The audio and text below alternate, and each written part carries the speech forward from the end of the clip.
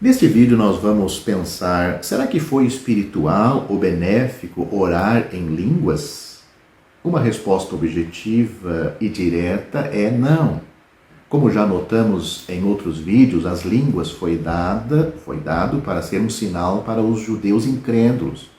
Quando era usado na igreja, a mensagem em línguas deveria ser interpretada para o benefício de toda a igreja.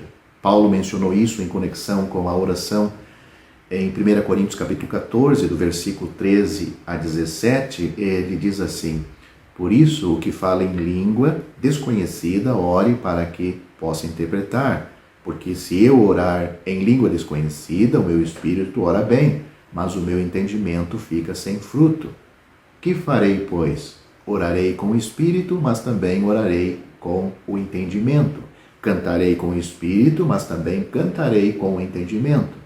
De outra maneira, se tu bendisseres com o espírito, como dirá o que ocupa o lugar de indouto o amém?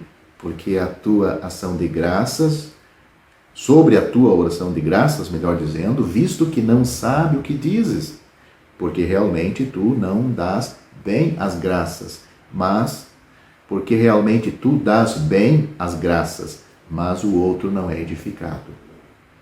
Leia em sua própria Bíblia esses versículos.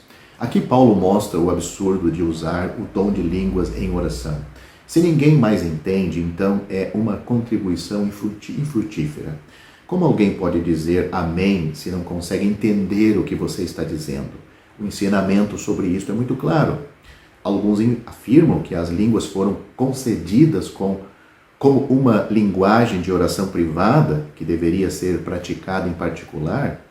O versículo 2 deste capítulo 14 de 1 Coríntios é citado para apoiar isto. Eles citam o versículo porque o que fala em língua desconhecida não fala aos homens, mas a Deus, porque ninguém o entende. No entanto, em espírito ele fala mistérios.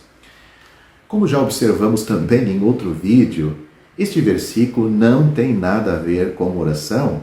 A razão pelo qual o que fala em língua não fala aos homens, mas a Deus, é muito simples. Ninguém pode entender a língua que ele está falando. No contexto, Paulo está dizendo que ele deveria estar falando aos homens, para que os homens entendam. É muito interessante notar que o assunto da oração é tratada minuciosamente em outras partes do Novo Testamento. E em nenhum caso as línguas são mencionadas nesses lugares em que a oração é tratada. Quando os discípulos pediram ao Senhor que os ensinasse a orar, por que o Senhor Jesus não lhes falou sobre as línguas? Em 1 Timóteo capítulo 2, onde Paulo dá instruções quanto à oração na igreja, novamente as línguas não são mencionadas.